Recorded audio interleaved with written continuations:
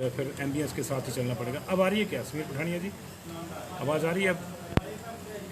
कि आवाज़ का इशू एक मेजर इशू था। रंजीत सिंह रांगड़ा जी हेलो, कैसे हैं आप? सब ठीक ठाक? अब मुझे लग रहा है कि आवाज़ आ रही होगी, भले ही वो उतनी साफ़ नहीं आ रही होगी लेकिन एम्बियंस के साथ आ रही होगी। फिर भी मैं चाहूँगा कि कैसे आवाज़ आ रही है कि नहीं आ रही है, साउंड नहीं आ रही है। Ranjit Singh ji, Narayan Tshering ji not audible. Thakur ji okay okay okay, I got your point.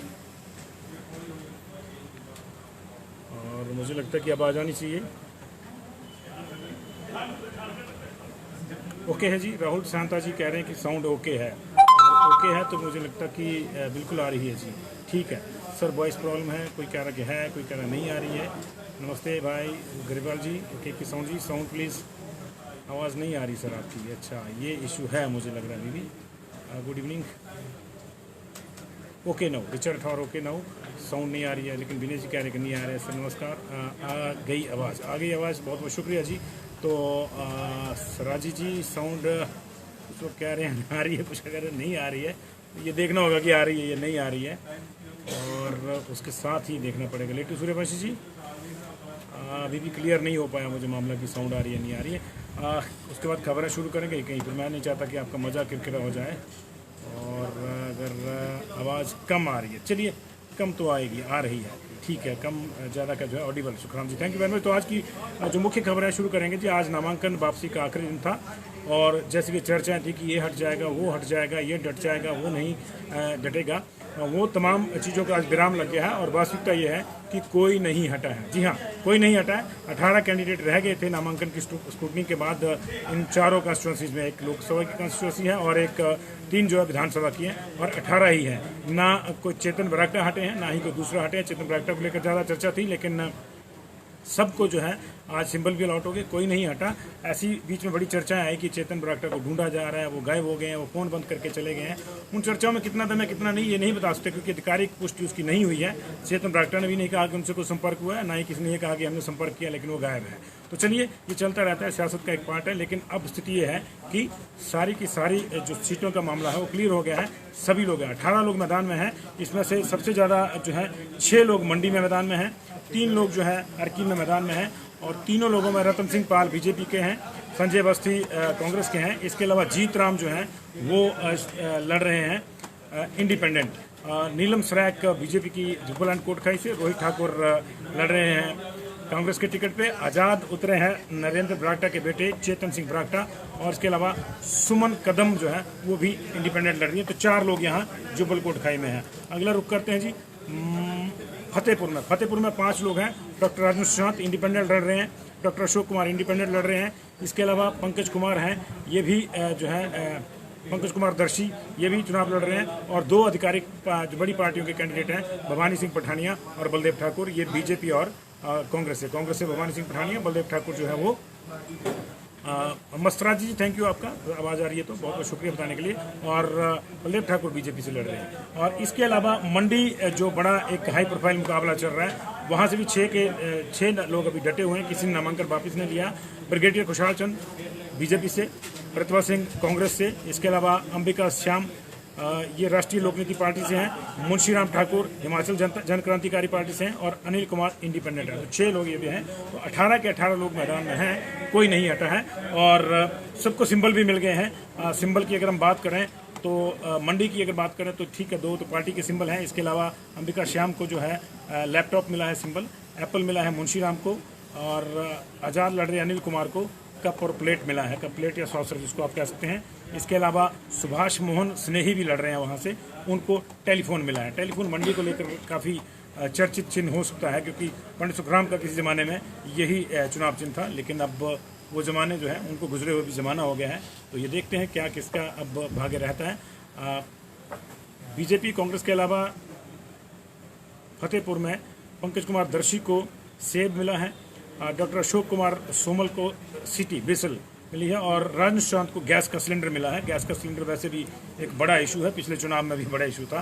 अब कितना रहता है, कितना किसको लाभ मिलता है, गैस के सिलेंडर के जो कीमतें बढ़ रही हैं, क्या वो एक बड़ा इशू बन पाता है, इस पर भी चर्चा जरूरी है।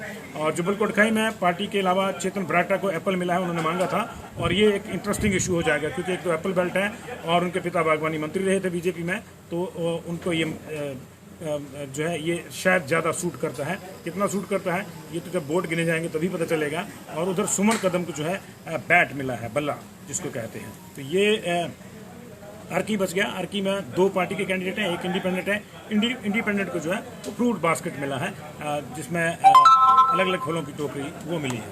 तो ये तमाम लोगों को सिंबल भी अलॉट हो गए हैं, तो कोई नहीं हटा है जैसे हमने कहा।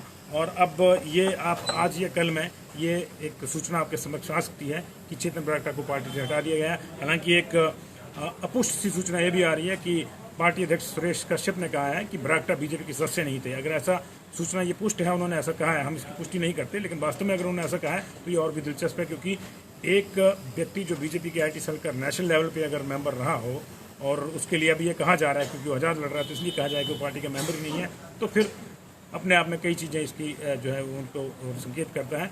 लेकिन अगर वो पार्टी में हैं जैसा कि सबको लगता है, और उनके पिता तो सिटिंग विधायक थे बीजेपी के, मुख्य सचेतक थे विधानसभा में, तो जाहिर है कि उस लिहाज से अब हमको इस चीज़ की भी सूचना जल्दी आ सकती है कि उनको पार्टी से 6 साल के लिए 4 साल के लिए जो एक सामान्य प्रक्रिया निष्कासित कर दिया है। लेकिन उसका फ़र्क नहीं पड़ता क्योंकि वो अपना आवास जो है रास्ता चुन चुके हैं। तो ये रास्ता वो चुन चुके हैं। इसके बाद बड़ी खबर है वो देश के लिहाज से, किन्नौर ने एक बड़ी उपलब्धि हासिल करी है। किन्नौर देश का पहला ऐसा जिला बन गया है जहां सभी को फुली वैक्सीनेट कर दिया गया, दोनों डोज यानी वैक्सीनेशन उनकी हो चुकी है किन्नौर जिला में। ये अपने आप में बड़ी उपलब्धि है। फोटो युक्त मतदाता पहचान पत्रों की अगर बात करें तब भी किन्नौर सबसे पहले उससे लैस हुआ था। पहला मतदाता वो किन्नौर से है देश का, और आज देश में किन्नौर ने एक और उपलब्धि हासिल कर ली है जो किन्नौर के नाम चल गई है। उनकी किन्नौर का जो कलगी है, एक और कलगी जुड़ गई है उसके मुकुट में, और ये कलगी है कि सभी के सभी लोग किन्नौर जिला में जो चिन्हित थे उनको फुली वैक्सीनेट कर दिया गया। 60,305 व्यक्ति वहाँ पे पात्र पाए गए थे जो 18 साल से ऊपर के हैं। उनमें जो बाहर के मजदूर हैं, प्रवासी हैं वो भी, और जहाँ जो स्थायी निवासी वो भी, सबको मिला के 60,305 लोग थे। पहली डोज पूरे हिमाचल प्रदेश में 100% अचीव कर ली गई थी 1 महीना पहले ही। नवंबर के एंड तक पूरे प्रदेश को वैक्सीनेट करने का दोनों डोज के साथ लक्ष्य रखा है। लेकिन एक बड़ा फैसला, बड़ा जो आज उपलब्धि हुई है वही हुई है कि किन्नौर आज फुली वैक्सीनेट हो गया। हालांकि 15 तारीख की डेडलाइन दी थी पिछले कल अगर कहा गया तो 3 दिन लगेंगे, लेकिन जो 2700 लोग बचे थे वो एक ही दिन में वैक्सीनेट कर दिए गए। घर घर जाकर वैक्सीन लगाई है, ये एक अच्छी बात है। और बाकी जिलों में जो लोग अभी छूट गए हैं या थोड़े लेथार्जिक हो गए हैं उनसे भी हमारा आग्रह रहेगा कि अगर आपका सेकंड डोज ड्यू है तो आप जल्दी से जल्दी उसको लगवाइए। आज अब तक 100 लोगों के आसपास पॉजिटिव आ चुके हैं अलग अलग जगहों पे। कांगड़ा में 41 के आसपास हैं। 6 बच्चे और टीचर भी पॉजिटिव आए हैं आज पूरे प्रदेश में, लेकिन उसका डिटेल क्योंकि 9 बजे के आसपास शेयर होता है, वो डिटेल हम आपको पूरा नहीं दे पाएंगे। लेकिन आज इतना जरूर है कि 100 केसेस अब तक आ चुके हैं 7 बजे तक। 9 बजे का फाइनल डाटा आएगा, उसमें ये चीज़ें बढ़ भी सकती हैं। और चुनाव प्रचार जुबान फिसलने के बाद एक बार ट्रैक पे आता दिख रहा है। अब महंगाई की बात हो रही है, अब बेरोजगारी की बात हो रही है, सड़क, शिक्षा, स्वास्थ्य की बात हो रही है। कांग्रेस ने आज सुबह विक्रमादित्य सिंह में ये सवाल उठाए थे और दिन भर बीजेपी इन सवालों का जवाब देने में व्यस्त रही। उन्होंने अपने आंकड़े दिए और मुझे लगता है कि यही एक स्वस्थ चुनाव प्रचार है, क्योंकि बात मुद्दों की होनी चाहिए जो जनता से जुड़े मुद्दे हैं। महंगाई है तो कितनी है, क्यों है, उसकी क्या वजह है, कब तक रहेगी, कब कम होगी। लोग इन सब चीज़ों का जवाब चाहते हैं, बजाय इसके कि हम लोग चुनाव लड़ें और कहें कि मैं गोरा और तू काला। ये तो बरसों से हो रहा है। भ्रष्टाचार के आरोप बरसों से लग रहे हैं, साबित किसी पे होता नहीं है, जेल कोई जाता नहीं है। होता ये है कि जनता भ्रमित होती है और वोट होता है, उसके बाद तमाम नेता भूल जाते हैं। ये सब जो है अंग्रेजी की जो कहावत है, all of the birds of the same feather, सभी एक ही थैली के चटे बटे हैं, और फिर बाद में ये भूल जाते हैं कि हमने कोई इश्यू भी उठाए थे। आपको याद होगा आम चुनाव में हर बारी एक रिवायत होगी हिमाचल प्रदेश में कि चार्जशीट पेश की जाती है। जो भी पार्टी चार्जशीट पेश करती है वो विपक्ष में होती है जाहिर तौर पर, और जैसे उसको सरकार में आने का मौका, सत्ता मिलती है, वो सरकार में आती है, वो अपनी चार्जशीट को भूल जाती है, उस पर भी कोई कार्रवाई नहीं होती। चाहे वो कांग्रेस हो चाहे बीजेपी हो, दोनों इस मामले में सब बराबर हैं जी। तो ये वो है। और इसके अलावा हम आपको बगावत के इतिहास से आज अवगत कराएंगे कि जिस तरह से चर्चा चली है नरेंद्र बरागटा के बेटे चेतन बरागटा को लेकर, उन्होंने बागी होकर चुनाव लड़ने का फैसला किया, आज वो चुनाव मैदान से नहीं हटे। लेकिन ये ऐसा पहली बार नहीं हो रहा है हिमाचल की राजनीति में। बगावत का इतिहास, इस तरह की बगावत का इतिहास काफ़ी लंबा है। 1983 से ये शुरू हो गया था आधिकारिक रूप से, जब चंबा के दिग्गज नेता देशराज महाजन की डेथ हो गई थी। उनकी सीट को भरने के लिए जो उपचुनाव हुआ उसमें उनकी धर्मपत्नी बिमला महाजन टिकट चाहती थी।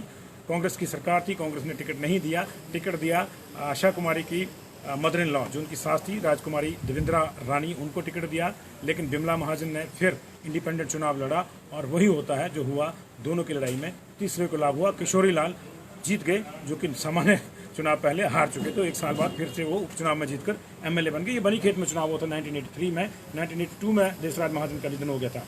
उसके बाद ये लंबा सिलसिला चला और बाद में आपको याद होगा कि नूरपुर में इस तरह से स्थितियाँ आई थी जब 2007 की बात है नूरपुर में, और राकेश पठानिया को टिकट नहीं दिया था बीजेपी ने, जबकि वो इससे पहले बीजेपी के तब एमएलए रह चुके थे एक बार और अगला इलेक्शन हार गए थे। उससे अगले में टिकट नहीं दिया और टिकट दिया वहाँ पे मालविका पठानिया को।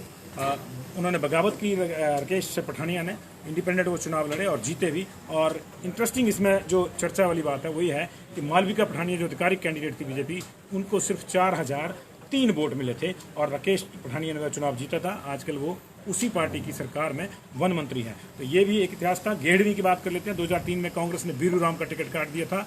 बीरू राम के स्थान पर टिकट दिया गया था रानी रूप रानी को टिकट दिया गया था। लेकिन यहाँ भी दिलचस्प ढंग से बीरू राम ने जब चुनाव आज़ाद लड़ा तो वो ना सिर्फ जीते बल्कि रूप रानी को सिर्फ और सिर्फ पार्टी के सिंबल पर लड़ने के बावजूद 1600 वोट पड़े थे। तो ये गेहड़वी का इतिहास है। 1998 में जिस दिन नतीजे निकले थे, परागपुर के विधायक जो बने, उनकी डेथ हो गई थी नतीजों से पहले ही, लेकिन वो जीत गए थे। तो वो सीट उसी दिन खाली होगी जिस दिन नतीजे आए। बाद में उनकी पत्नी निर्मला देवी को टिकट दिया गया वहाँ से, वो जीती। लेकिन अगला जो आम चुनाव आया तो निर्मला धीमान चाहती थी कि उनके बेटे नवीन धीमान को जो है वो टिकट दिया जाए, लेकिन पार्टी ने ये चीज़ डिनाई कर दी और टिकट नहीं दिया नवीन धीमान को। वहाँ टिकट दिया गया अनीता संदल को आधिकारिक रूप से। तब नवीन धीमान ने बगावत कर दी थी और वो इंडिपेंडेंट लड़े थे और वही नतीजा आया था, वो जीते थे और अनीता संदल को 2500 के आसपास वोट मिले थे। अब देख लीजिए, जहाँ इस तरह की बड़े लेवल की बगावत होती है वहाँ पे पार्टी के कैंडिडेट की कई बार काफ़ी फजीयत होती है। ये इतिहासकार है। जुबलकोट में कोटखाई में क्या होगा क्या नहीं हमें नहीं मालूम, इसका पता 2 तारीख को चलेगा जब नतीजे आएंगे। लेकिन हम इस बहाने आपसे ये डिस्कस कर रहे हैं कि ऐसा भी होता रहा है। और एक बड़ा दिलचस्प बगावत वाला चुनाव हुआ था जो आपको याद होगा 1998 में ज्वाला जी से टिकट नहीं मिली तो रमेश धवाला लड़े इंडिपेंडेंट कश्मीर सिंह राणा के खिलाफ। कश्मीर सिंह राणा को बीजेपी ने टिकट दी थी। बाद में स्थितियाँ ऐसी बनी कि रमेश धवाला को लेकर काफ़ी खींचातान हुई और यहाँ तक कि सिर भी फूटे, मार कुटाई भी हुई। उसके बाद उस समय जो रिजल्ट आया था 1998 का, उस समय कांग्रेस को 31 सीटें मिली थी, बीजेपी को 29। लेकिन क्योंकि जिस दिन नतीजे आए थे उस दिन मास्टर वीरेंद्र की डेथ हो गई थी, जीतने के बावजूद वो सीट एक तरह से खाली हो गई थे।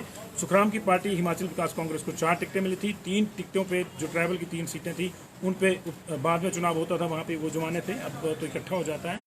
ऐसी स्थिति में सरकार बनाने के लिए कांग्रेस को 2 सीटों की दरकार थी, उनको 33 चाहिए थे क्योंकि 65 का वहाँ आंकड़ा था। इनफैक्ट 64 का ही था वीरेंद्र की डेथ के बाद। लेकिन काफ़ी खींचातानी हुई और एन मौके पे, इससे पहले कि वीरभद्र सिंह अपना वोट ऑफ कॉन्फिडेंस जो है वो ले पाते, फ्लोर के ऊपर जो है अपनी बहुमत साबित कर पाते, बीजेपी ने धवाला को फिर से छीन लिया। उनका एक तरह से उस समय उसको अपहरण कहा गया था। तो कांग्रेस के खेमे से उनको उठा के रातों रात बीजेपी वाले जैसे तैसे अपने पास ले आए और फिर बाजी पलट गई। अगला जो मास्टर स्ट्रोक चला बीजेपी ने वो चला कि कांग्रेस के वरिष्ठ सदस्य गुलाब सिंह को अपनी ओर अंदर खाते उन्होंने मिलाया और उनको अध्यक्ष का ओहदा दिला दिया। तो अध्यक्ष बन जाने से कांग्रेस की एक और सीट टेक्निकली कम होगी और कांग्रेस 31 से 30 पर आ गई। उधर 28 बीजेपी के अपने थे, 4 सुखराम के थे, 32 और 1 रमेश धवाला को मिलाकर 33 हो गए। और इस तरह से प्रेम कुमार धूमल ने एलाइज के साथ मिलकर, सुखराम के साथ मिलकर जो है साझा सरकार बनाई, जो पहली बार बीजेपी की ऐसी सरकार थी जो 5 बार चली। तो इस 5 साल चली, माफ़ कीजिएगा। तो इस तरह से ये बगावतें होती रही हैं। परसों से मनसाराम 1982 में पार्टी का टिकट नहीं मिलने पर इंडिपेंडेंट लड़े और वो जीते। बाद में वो एचपीसी से लड़े और फिर एचपीसी के बाद जब 2007 में उनको टिकट बीजेपी से मिला तो बीजेपी से जो टिकट चाहते थे हीरालाल, वो बाहर हो गए और उन्होंने आज़ाद लड़ा और हीरालाल जीत गए। तो ये लंबा कश्मकश रहती है इस तरह की लोगों के बीच में। जो नेता तलबगार थे टिकट के, जो दावेदार थे, उनको अगर टिकट नहीं मिली तो उन्होंने कैसे कई मौके आए जब विद्रोह किया और वो बागी होकर चुनाव लड़े। बगावत के बाद जो होता है वो हुआ कि उसको निकाल दिया, उसको निकाल दिया, लेकिन अंत तो गतवा अगले 5 साल बीतते बीतते वो पार्टी में लौटे और उन्होंने पहले चुनाव लड़ा और जीता भी। तो ये देखना होगा, दिलचस्प होगा कि इस बार क्या रहता है। एक और इंटरेस्टिंग है कि सरकार बनने के 1 साल बाद 2 उपचुनाव हुए थे, पछाड़ में और धर्मशाला में, दोनों जयराम सरकार में जीते थे। अभी आम चुनाव के लिए 1 साल बाकी है और ठीक उससे पहले 4 सीटों पर उपचुनाव हैं, 3 विधानसभा की और 1 लोकसभा की सीट पर, मंडी पर। मंडी उनका अपना घर है और वो बार बार कह रहे हैं कि मंडी वालों की रहेगी, लेकिन मंडी में मंडी वाले ही वोट डालेंगे। किसको डालते हैं किसको नहीं डालते हैं ये वक्त बताएगा। फिलहाल ये अनिल कुमार जी कह रहे कि अनिल कुमार जी के साथ भी धोखा हुआ, लेकिन वहाँ बगावत वाला मामला नहीं था अनिल जी। हम लोग बगावत जहाँ हुई है उसकी हम जो है बात कर रहे हैं। लेकिन ये ठीक है कि उनको पहले बार टिकट दिया गया था, लेकिन 7 महीने बाद जब आम चुनाव हुआ तो उनको टिकट डिनाई कर दिया था। तो ये इस तरह से चीज़ें घटी हैं हिमाचल प्रदेश की राजनीति में। और इंटरेस्टिंग ये रहा है, ऐसा नहीं है कि बगावत कभी हुई नहीं, बागी आए और उन्होंने दम दिखाया और वो जीते। और उसके बाद फिर जो मूल पार्टियां थी जिनसे वो टिकट चाह रहे थे वो उनमें ठसके से लौटे और फिर लंबी पारी खेली। जैसे कि मैंने आपको बताया कि 2007 में बागी चुनाव लड़कर जीते राकेश पठानिया, इस समय बीजेपी सरकार में वन मंत्री हैं और कांगड़ा के वरिष्ठ मंत्रियों में उनकी गिनती होती है। तो अभी ये सेट है मामला आज का कि पूरी तस्वीर साफ है। और इसके अलावा जो कुछ और खबरें हमारे पास हुई हैं कि 18 तारीख की हड़ताल एचआरटीसी ने अब फाइनल कर दी है। आज भी एचआरटीसी के लोगों को तनख्वाह नहीं मिली और अब उन्होंने कहा कि अब तनख्वाह अगर 1-2 दिन में आती भी है तब भी वो अपने जो पूर्व नियोजित कार्यक्रम है उसके अनुसार 18 तारीख को पूर्णतया अपना काम नहीं करेंगे, उसको बहिष्कार करेंगे, यानी बसें नहीं चलेंगी 18 तारीख को हिमाचल प्रदेश में। उधर टैक्सी यूनियन ने भी 22 तारीख को धर्मशाला में ऐलान किया है कि वो भी अपनी मांगों को लेकर हड़ताल करेंगे। कोविड काल के बाद से टैक्सी ऑपरेटर संघ जितने भी हैं वो लगातार कुछ छूट चाह रहे हैं, छूट उनको मिली नहीं है। प्राइवेट बसों के ऑपरेटर्स ने छूट मांगी थी, उनको मिली भी थी। 2 बार तो किराया ही बढ़ा कोविड के दौरान ही। और इसके बावजूद स्थिति ये है कि एचआरटीसी का जो अपने स्टाफ है वो तंग है, उनको तनख्वाहें नहीं मिल रही हैं, पेंशन और बाकी भत्तों की बात तो बाद की है। तो इन सारी चीज़ों को लेकर हड़ताल का जो उनका आह्वान है उन्होंने कहा कि यथावत रहेगा। तो जो भी लोग सुन रहे हैं वो अकॉर्डिंगली प्लान करें। 18 तारीख को अगर उनका कहीं दूर यात्रा है तो उसको या तो स्थगित कर दें या फिर उसको पहले एकम्प्लिश कर लें। जी बिल्कुल चमन भारद्वाज जी, आप ठीक कह रहे हैं। ज़मीन से जुड़े लोगों को टिकट मिलना चाहिए पार्टी का, और निश्चित तौर से जो सक्षम है, जो जिताऊ कैंडिडेट है उसको मिलना चाहिए। तो तमाम पार्टियां भी यही कहती हैं, लेकिन उसमें ना तो हम कुछ कर सकते हैं ना आप कुछ कर सकते हैं। पार्टी कहती है कि फलां जिताऊ कैंडिडेट था, तो मान के चलिए कि वही होगा और फिर वक्त बता देगा कि कौन जिताऊ था कौन नहीं था। तो थोड़ा सा इंतजार करना पड़ेगा आपको, लेकिन पता चल जाएगा कि जिताऊ कैंडिडेट कौन था, क्योंकि जो जिताऊ कैंडिडेट होगा वही जीतेगा, कोई दूसरा नहीं जीतेगा। तो जनता जनार्दन है लोकतंत्र में, लोगों का तंत्र है और लोग किसको इस तंत्र का हिस्सा बनाते हैं। हालांकि विधानसभा के जो चुनाव हैं, जो सीटें हैं, वो 1 साल के लिए ही भरी जानी है। अगले साल इन्हीं दिनों फिर से चुनाव का हल्ला होगा, लेकिन लोकसभा वाली सीट अभी लंबी चलेगी और 24 तक चलेगी। ये एक और इसमें जो दिलचस्प समीकरण था कि चारों की चारों सीटें जो हैं वो सीटिंग जो एमएलए और एमपी थे उनके निधन से खाली हुई है। तो सिंपथी फैक्टर इन चारों चुनावों में वो भी काउंट करेगा। लेकिन अभी कई जुबानी जंग होनी है। जब तक मतदान का दिन आएगा उससे पहले कई आपको दिलचस्प किस्से सुनने को मिलेंगे, कई बहस होंगी, कई मुबाहिसे होंगे। सबका इंतजार कीजिए। बहुत बहुत शुक्रिया, आप जुड़े। थोड़ा सा और टाइम पे हमने आपको तंग किया, लेकिन आप फिर भी जुड़े। आपको बहुत बहुत धन्यवाद।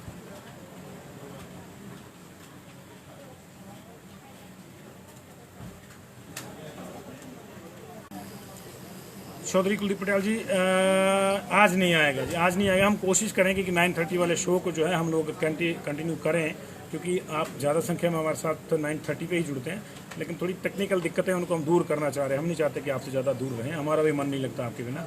तो 9:30 का आज नहीं आएगा, इसी को 9:30 का मानिए। कल कोशिश करेंगे कि 9:30 पे आए। मुझे मालूम है आप भी खाना वाना खा के आराम से देखते हैं और उसमें ज़्यादा मज़ा आता है हमारे को, लेकिन चलिए थोड़ा सा एडजस्ट कीजिए। हम लोग भी चीज़ों को आपके हिसाब से ठीक करने की कोशिश कर रहे हैं।